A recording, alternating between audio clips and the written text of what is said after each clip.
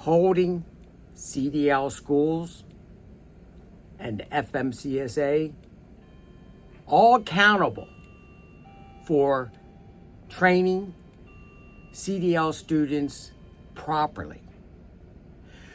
They can get, the FMCSA will say, well, students, if they want to see what the regulations are concerning FMCSA and CDL schools, go on our website.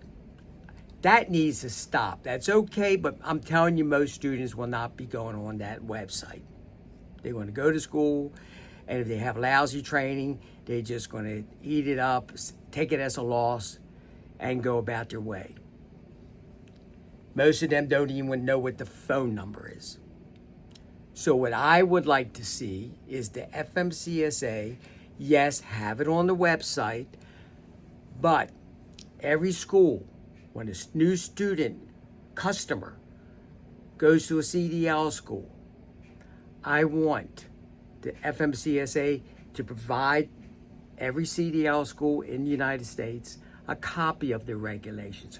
What is required of that CDL school to provide to each and every student? I want them to have the regulations, FMCSA CDL school, regulations, requirements. I want them to have that, a copy of it, hand it to them. Give them a folder, give them a clipboard. So throughout their training, they can take notes. And at the end of their training, we can talk about that later. At the end of the training, they can double check their notes with a contract. Also, a contract. I want the CDL schools to give each and every student not only the form I just talked about, but a contract stating what each and every CDL school is going to offer to their students. A contract. I want them to hold themselves accountable to the students. I will provide this and we're going to provide that. And if they don't, they have not lived up to that contract. The government, FMCSA, has a form out. So I was going to list a whole bunch of ideas which I think should be on a form from the FMCSA, but there's forms. So I'm not going to go over every little thing. This is a checkoff list telling the provider what they need to do to be a CDL school, what they need to provide to students who might be coming to their school. A couple interesting parts in there. There's a little checkoff. Let me see if I can open it up and you can see. It's just like your checklist if you're doing a pre-trip. If you can see it, you can see it little. I squared it off. So you have little checkoffs. If you meet all the checks, then you become a CDL provider. Self-certification, which a lot of people do not like. Like Steve Gold, 160 Driving Academy, said this is not right. Self-certifying yourself to be a CDL school. That's why we still have CDL school mills. But what I do find interesting in the paperwork is a couple little things. A driver instructor or a CDL school shall establish specific methods for scoring the skill testing for their students. What that means is you should be training your students and you should have some method to know if that student is proficient and ready to be tested under Article Regulation 380.109, driver testing. So how does a school knows if a student is ready to be tested? Well, they developed testing. So another part of that was in the FMCSA website is CDL instructors or the CDL schools shall develop their own tests for specific types of vehicles, so if it's a school bus, box truck, or tractor trailer combination, the students that will be taught and tested on, they develop their own tests for specific vehicles.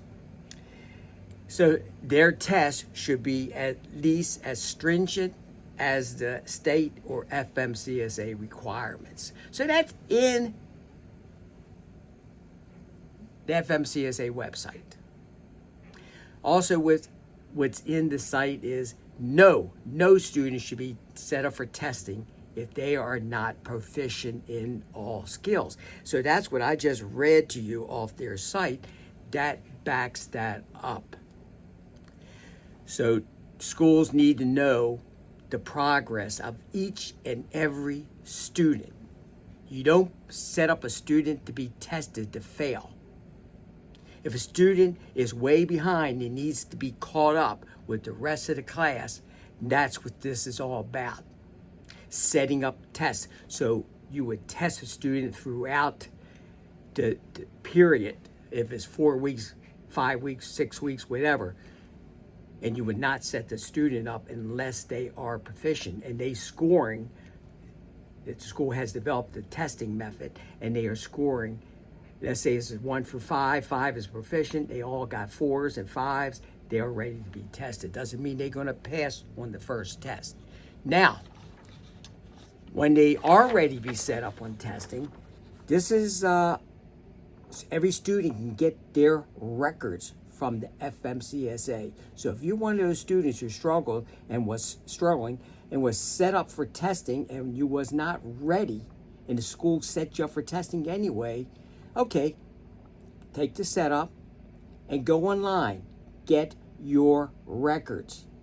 Find out if it's truthful.